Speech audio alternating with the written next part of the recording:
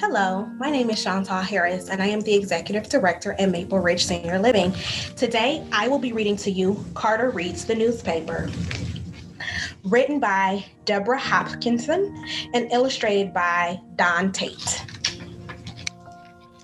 Each February, we celebrate Black History Month. It's a time to honor heroes like Harriet Tubman, Rosa Parks, and Martin Luther King Jr. But there's one hero we sometimes forget: Carter G. Woodson. Didn't help people escape from slavery, start a bus strike, or lead a movement of millions. Yet, without him, we might not have Black History Month. This is his story. Carter was born on a small farm in Virginia in 1875, 10 years after the end of the Civil War. Carter's parents, James Henry and Anna Eliza, were born into slavery. Carter grew up hearing about their lives. The stories they told weren't part of any history book, but Carter kept them in his heart. James Henry had run away from his master to join the Union Army and fight for freedom. Times were hard, though. After the war, James Henry worked on the railroad, saving enough to buy a few acres of worn-out land. Most years of the crops brought him $100 or less. Aunt Eliza was unbelievably brave. When she was a girl, her master decided to sell her mother. Aunt Eliza asked him to sell her instead. That way, her mother wouldn't have to leave her other 5 children. But no one offered enough money for Aunt Eliza, so her master sold her mother and 2 little brothers instead. Aunt Eliza didn't see them again until after the Civil War. She never forgot the horror of standing on the auction block. Carter's parents struggled to feed and clothe 7 children, especially in winter and early spring. Food was scarce. Carter, the youngest, once said, "We would leave the table hungry to go to the woods and pluck the persimmons."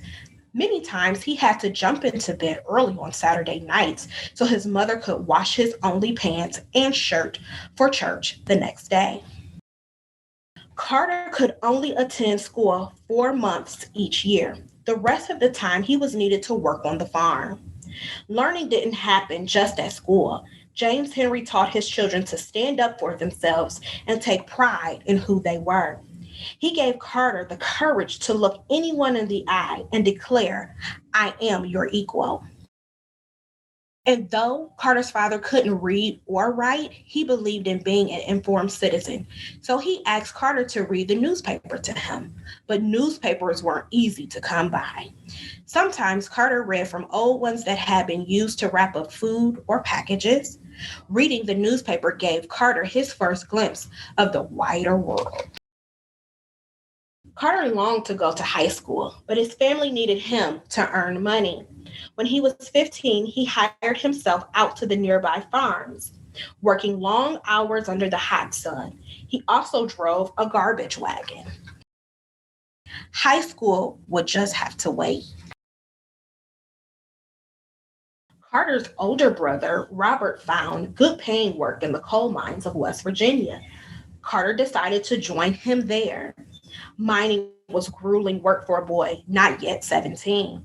It was dangerous. Once a piece of slate came crashing down on Carter's head, he never forgot his time in the mines.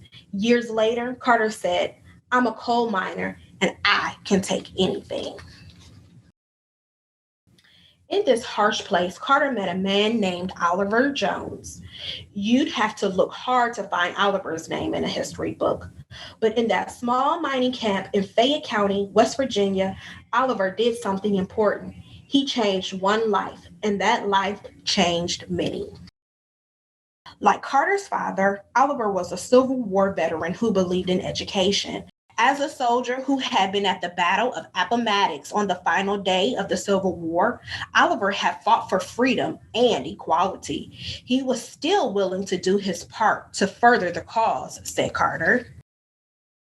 Each evening, after working in the mines, Oliver threw open the doors of his little house to the other miners. He made his home a reading home, filling it with books by African American writers and with newspapers from all over the country. He sold ice cream and fruits, all at prices the men could afford. At first, Carter just went for the food, but that changed. Carter said, when Oliver Jones learned that I could read, he soon engaged me to inform him and his friends as to what was in the daily newspapers. Carter was happy to oblige. He liked reading the newspapers. Besides, he said later, I always enjoyed nice things to eat. Carter admired Oliver. He was a well-educated man, but he could neither read nor write, said Carter. He learned through others. Carter began to learn in the same way. Carter had longed for school. Life at Oliver's tea room turned out to be school of a different kind. Whenever Oliver and the other miners had questions about something Carter read in the newspaper, it was Carter's job to research the answers. If a Civil War veteran was in the news, Oliver wanted to know all about the man. I had to look him up in the books, inform my friends as to what battles he had fought, said Carter. If there was a question about economics, politics, or a new law, it was up to Carter to find out all about it in the newspaper and explain it to his friends. Carter was inspired by Oliver and this circle of men committed to freedom, equality, and knowledge. Men whose own life stories would never be in history books. And so the seeds of Carter's own life work began to grow. My interest in penetrating the past of my people was deepened. Carter worked in the mines for 3 years. When he was 20, he moved home to Virginia to start high school. He finished in just 2 years. Carter went on to college and became a teacher. He continued to study and work, earning a master's degree when he was 33.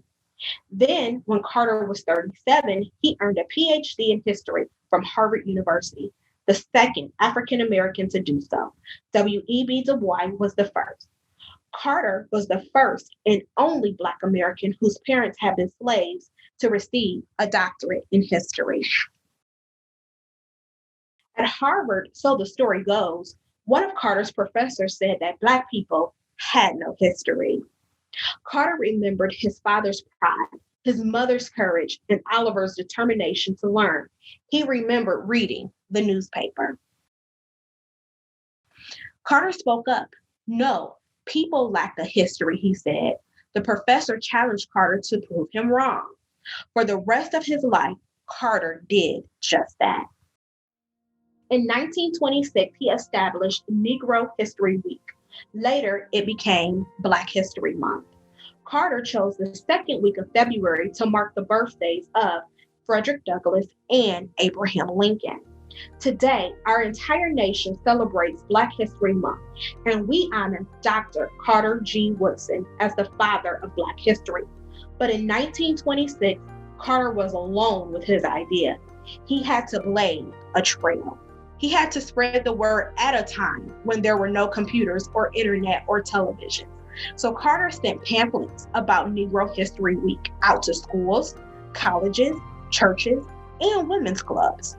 And of course, he sent notices to newspapers.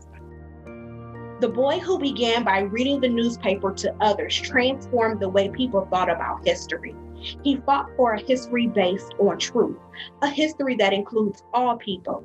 Carter G. Woodson didn't just study history, he changed it, and we can too.